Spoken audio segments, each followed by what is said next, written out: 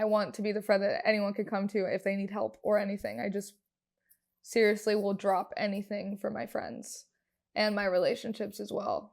And it sometimes gets in the way where I forget about my mental health and my well-being, and I'm not asking myself like, "Hey, are you okay?"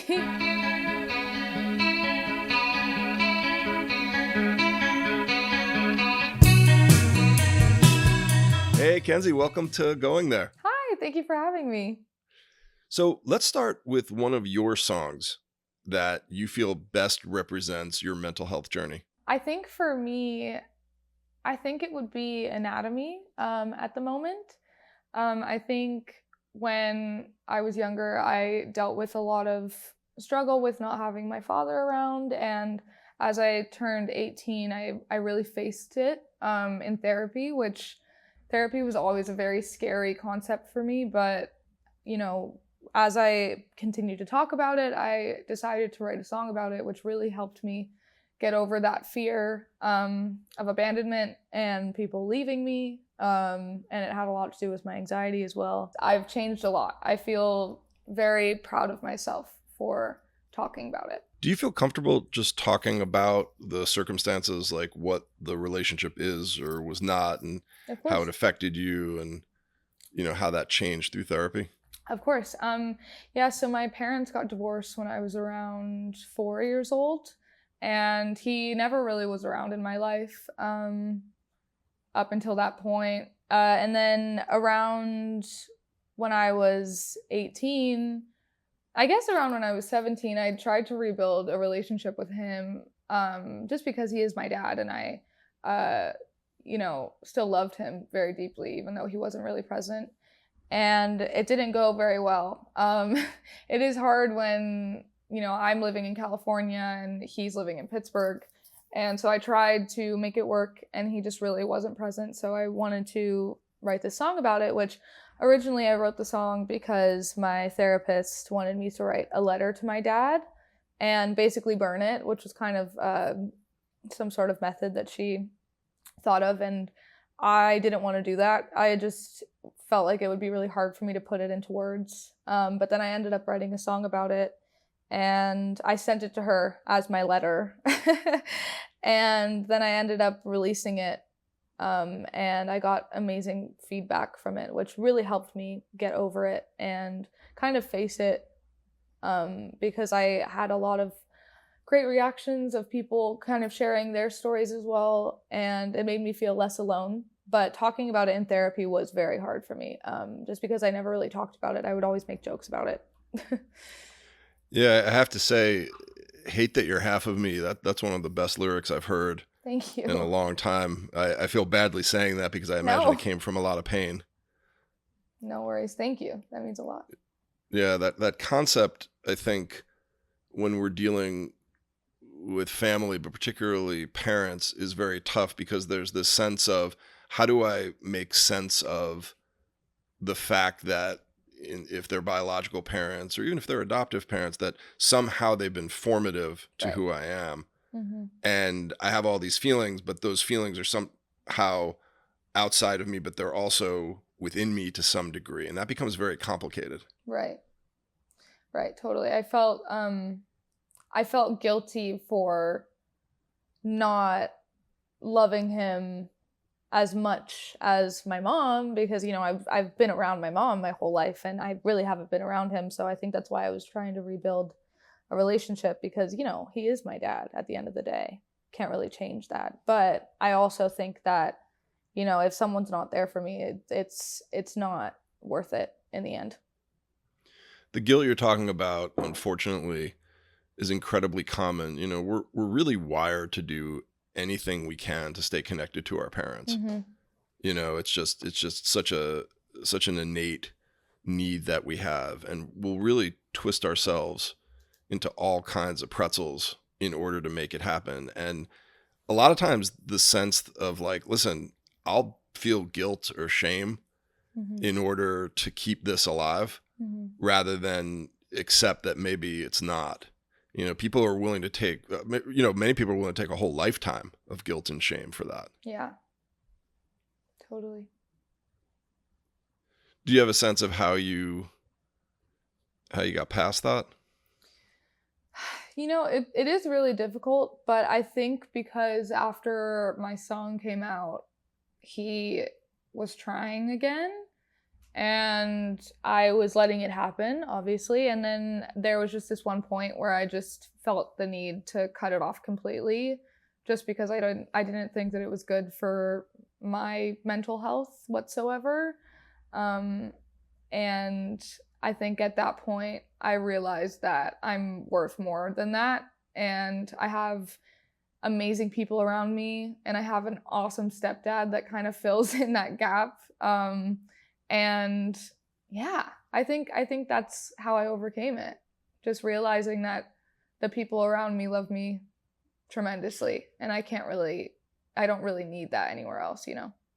Do you feel comfortable talking about the places where it might have been tougher, like where you were feeling that guilt, or maybe even, again, just this is a tough subject, so whatever you're No comfortable worries.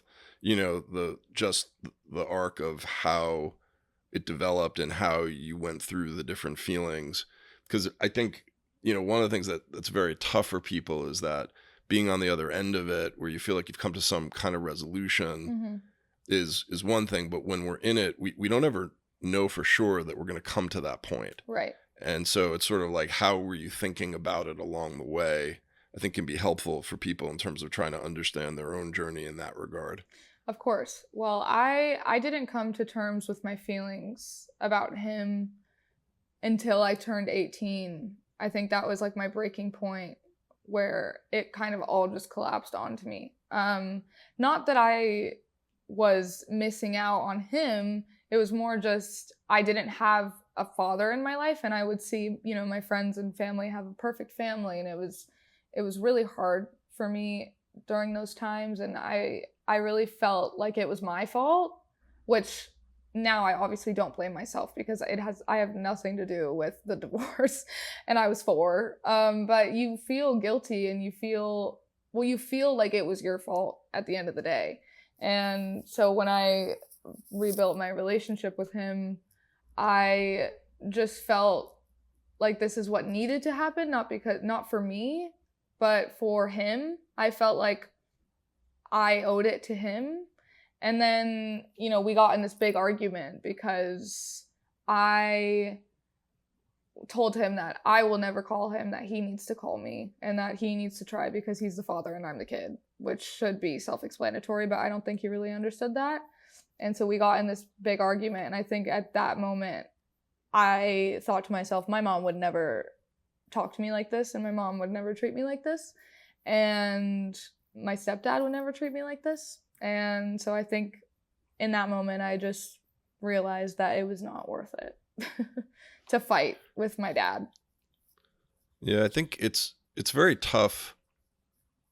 I think, again, especially as a kid, but even as an adult, I find it very difficult Mm-hmm. to know how you're quote unquote supposed to behave in a Right. relationship of any kind, Mm-hmm. really, because in an ideal world, we're all like so deeply committed to our relationships that there's a faith and a trust that everybody's trying to get there, Mm-hmm. wherever there is. Right. So if you keep trying, it's like you'll eventually get there. Yeah. And there's a lot of times where you're spending a lot of energy just trying to figure out, like, am I alone in this?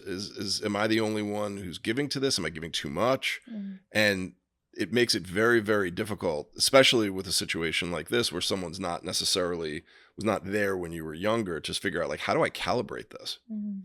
Totally. Mm-hmm.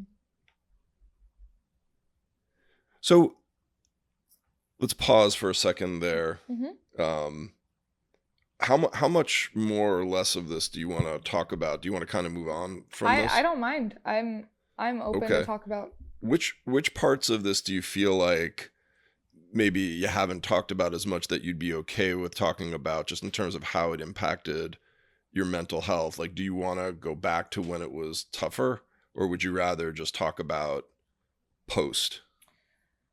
I'm down to talk about it in deeper if you would like. Okay.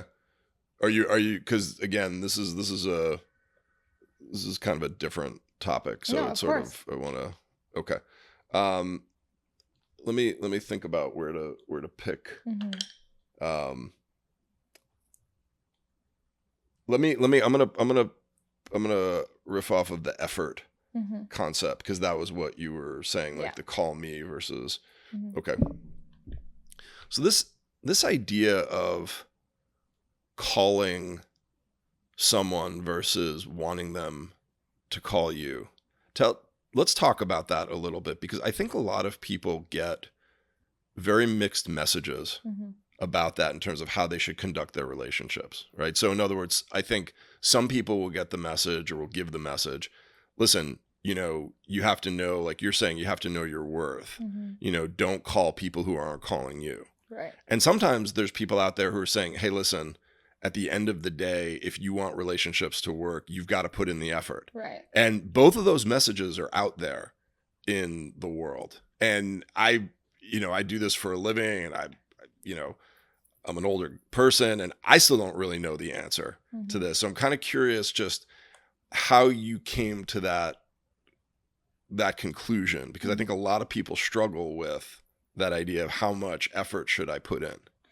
Yeah, I think for me, when I was younger, I did try to put in effort into our relationship by calling him, by trying to see him when I was home, and always being so kind and friendly and kind of acting like nothing happened. And, I saw him for my birthday, like on my 16th birthday, which was 5 years, I don't know. And after that, he didn't call me for like a year after that. No contact. And I think that's where it really hurt me, where I expected him to call me after he saw me or text me and say it was good to see you, but he really didn't text me for a year until my next birthday. And then he called me and acted like nothing happened. And I think that's where I set the boundary with him, where I told him, I'm waiting around for your call, but I'm not going to call you, because I just feel like, if I called and you're not putting in any effort, it's just like, oh, she's calling and I'm going to answer. But for me, it's like I was waiting around for his call and I didn't get any. And so I think that's where I told him, if you actually care about me and you want to keep in touch with me, then you have to call me and you have to text me, because I'm done putting in effort. I think that was like my last straw, where it was like, you have to make this work, not me. Yeah. I just want to point out there's kind of a combo message that you gave, which I think was really powerful. This idea of, I'm waiting for your call, but you have to call me. It's not, hey, I don't care. You call me. It's like, I'm waiting for your call. I feel like that's a very powerful way of delivering that message. Thank you. Because I think it's sort of saying to somebody, hey, let's not play the game like I don't care, or like I'm being all coy about this. Like, I care. I am waiting. Yeah. I need something from you here. Is so different than I think how, unfortunately, a lot of us find ourselves doing it. It's like we're kind of like either totally in and we're making all the effort, or we wind up being like, hey, whatever it is. And I think the way you delivered that is really, really powerful. I'm sorry it didn't work as well as you had hoped. It's okay. It's really okay. Yeah. So if we could circle back to the hate that you're half of me, and I think that, you're in this situation where you have this relationship and it's not working. You're setting that boundary. And maybe that's not the right term even. You're presenting that door. Because I think that's what that felt like to me. A boundary is like, you have to, like, you cannot call me unless you stop drinking. Right. That's like a boundary. Yeah. This is I'm showing you the door, but you have to knock in order to get in. But then we're left with, again, that lyric, the hate that you're half of me, right? Which is this idea of, what do we do when we have relationships that have not worked particularly well, especially with parents, and we have to internalize what does that mean? What does that mean about us? What does that mean about, that person? What does it mean about future relationships? And how did you integrate all of that? Oh, I think it was very difficult because, there were two sides to every story with my parents being divorced. And I only really got to hear my mom's side of it, um, which was all true for the most part. And I think it was really hard to handle because when I would see my dad, he would just constantly hate on my mom. And I think that was what really got me because my mom is really so awesome for raising two girls, especially in the world that we're in now and what we're doing. I think she did it so beautifully, and I look up to her so much. And I think the second my mom got brought up into conversation, it was really hard for me to continue to talk to him because I just wanted him to be my dad, and I just didn't want him to comment on my mom because he had a whole new family. We both were just separated for a very long time, and so I think navigating, how to be okay with how that's going to happen. But I think that lyric in particular, that's kind of what I was feeling, where it was just like, I hate that you're half of me because you're constantly bringing up how, it was my mom's fault and how it was us. And it was like, I just feel like it didn't even feel like he was half of me. So I think that's another reason why I talked about it like that. Because it was just like, you know nothing about me. Yeah. That was a ramble, but no, it's not. It's not. It's a very, there's a lot of different things that go into, again, some people use the term internalizing, like just like, what do you do with that? And especially I think the complexity of what do you do when you already have mixed feelings and you feel like, for lack of a better saying it, the adults are not on the same page. Yeah. And there's definitely, I think, in parenting, there's always a good balance of like, more discipline, less discipline, Right. more future thinking, more in the moment. But the sort of tension over who's a good versus bad person. Right. When that happens, and it can happen, like it can happen so quickly and without even realizing it. And you're like, oh my God, like I'm trying to convince this person that this other person is bad. And then all of a sudden you're in a whole different discussion. Totally. I think what was really helpful for me was my mom let me make my own decision no matter what. She never steered, because I've always been like, I love my dad. He's great. I want to see him. I want to be there with him. And she never told us that he was a horrible person, that we shouldn't try, that we shouldn't see him. And I think that is honestly what helped me in the long run kind of create my own decision on how I felt. My sister and I's opinions on him were very different. So, and we kind of all just, it was okay. Yeah,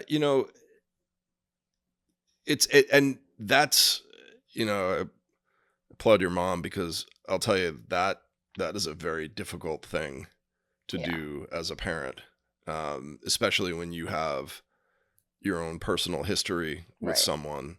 And, listen, one of the things that's very tough for any of us is that our narratives are constantly being rewritten, especially as parents. Like a lot of how we eventually decide on evaluating our life is like, well, what's our relationship with our kids?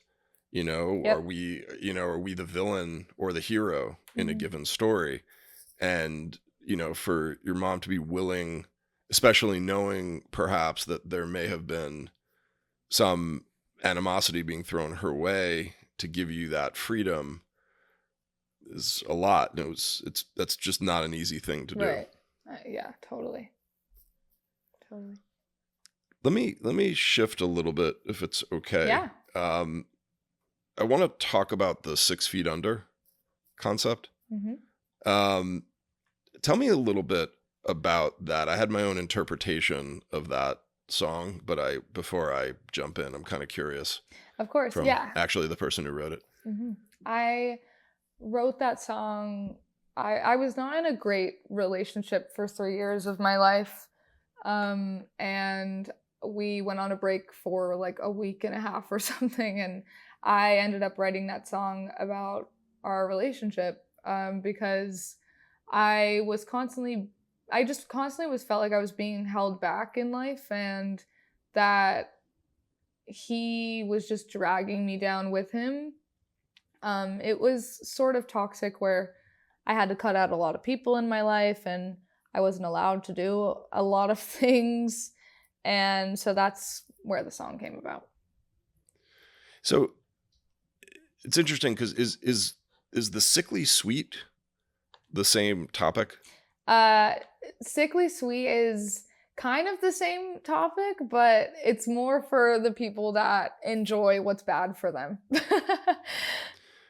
Because it's very interesting. Because one of the things that when I was listening to 6 feet under, it's interesting that what the song I guess was actually about, because the way I interpreted it was almost the opposite end of the spectrum of what you were describing with your relationship with your dad, Wow, yeah. right? So there's something that feels very badly about a relationship that's just not there, Mhm. and you're just like it's like floating in space. You're like pushing against air. There's just Mhm. nothing.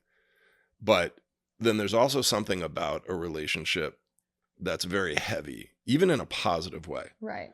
So when I heard the song, the way I heard it was, you are into me in the way that I want someone to be into me, but that the heaviness of that Yeah. is overwhelming. That Is that is that's very accurate. Yes. yeah. We should probably talk about that a little bit. We're sort of, I guess, thematically, we're sort of talking about just the way different the whole spectrum of relationships can Mhm. impact our health and well-being. And this is the one that I think people have a particular amount of trouble with Mhm. in terms of both how they are and how they receive things, because there is at least some research, some people use the term emotional over involvement, where in theory, depends on what you believe from the research, that when you have somebody who is so invested in you, Mhm. right? Like they're saying, like, you're my life. Like when you're down, I'm down. Yeah. I can't, I can't focus on my life if you're not doing well. That actually, the stress of that makes somebody's mental health who's on the receiving end worse. Yeah. Which the thing is though, is that being loved in that way, in theory, is kind of something that a lot of us hope for. I Yeah. mean, the idea that you're loved so much by somebody that you're their world, Mhm. on the one hand, it's almost like many of us at least, hope for that, or we're taught that that's Right. what love should be. And then when you're in it, there may be parts of that are good, but there are parts of that all of a sudden you're like, whoa. Yes. And especially if someone's struggling with their mental health to begin with, on a pure stress level, you're like, wow, this is just like an extra layer of burden Totally. that I feel. Yeah. I mean, I definitely felt that. I like you were saying, it's not with ill intent. I think when I love someone very, very hard, and so does he. And I think it just got to the point where it was like, you are my life, you are my world, and he doesn't need anyone else. So it was more like I was his only friend, I was his only family, I was his only thing that he had to focus on. And so when I would be busy with friends and whatever, family, work, it was very difficult to have time away from him. And I think that's where it got very isolating, where I just felt so responsible for his well-being, and I felt responsible for his emotions. I felt like if I made him happy, then if I tried to make him happy, he would be happy. If he was sad, it was because of me. If he was lonely, it was because of me. And I think that is it can put a lot of stress on someone, because I am such a people pleaser and I want everyone in my life to be happy no matter what. So I definitely tried to do that for him. And I think, you get lost in it, where you just forget about everyone else in your life that are the most important and have been there for you for everything, through everything, So if we could, let's go a little bit into this concept, because the concept of people pleasing is, a lot of people will self-identify as that. And so what does that mean to you? I think about people more than myself. If someone says they want to do something, I will do it for them. I pay for everything for everyone because I just want everyone to be happy. I want to be the friend that really they can come to, and which is a good thing. I want to be the friend that anyone can come to if they need help or anything. I just seriously will drop anything for my friends and my relationships as well. And it sometimes gets in the way, where I forget about my mental health and my well-being, and I'm not asking myself, like, hey, are you okay? So most people, let's just say most people, when they identify, if you will, as a people pleaser, the thing that they will say to themselves is, I can do this. Mm-hmm. I don't think that people, if you really said, hey, listen, like, you are going to be more depressed if you put in all this time to people. Be like, yeah, that'll happen for other people, but I can, I can do it. So the thing is that can you give me an example of where it turned or turns for you? Because in general, the thing that you're talking about is kind of like, well, man, who wouldn't want a friend or a significant other or a family member like that? Right. And it's sort of like, and when people are, and you're going to probably get so much positive feedback for that. Right. Where people are just like, oh my God, like you're probably like the person who's calling or like coming over, rather making that extra effort, showing up at things. And then it's sort of like, man, that's just a lot of, that's a lot of good things that we're starting to add on. But when does it become a problem? Like if you think of a time where you're like, okay, this was an example of a time where I chose someone over myself and it, something popped. Oh, I think that's actually very difficult to think about. I think, I was going through a really intense breakup sometime last year, and my friend was also going through a really insane breakup, and I was going through a really hard time. Oh goodness, sorry.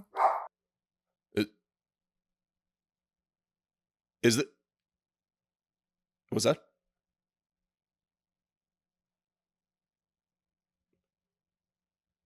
Oh. I forgot what was being said. I mean, yeah, sorry. I was going through a really intense breakup. It's relevant if the animal kingdom of your life is against this conversation. I don't want to discount that as it's like totally like fine. like the forces of nature like work in mysterious ways, and I want to listen to the universe if it's telling us something. Because that happened right when we started talking about it. It's like her people pleasing helps me. Do not talk about this. Yeah, I'm like, well, I put my dog first before me. You bald-headed prick, you fucked this up for me. And I will never forgive you. I am dead. Oh, that is hilarious. No, guys, we gotta back up a second before the flood. What God, what were you saying? Oh yes. I was going through a very intense breakup last year, and I was going through a few mental things. I have really insane anxiety, and I try to ignore it for most of the time. But in this situation, I couldn't really eat anything. I was really throwing everything up. I could not keep it down. And my friend was also going through a breakup at the same time.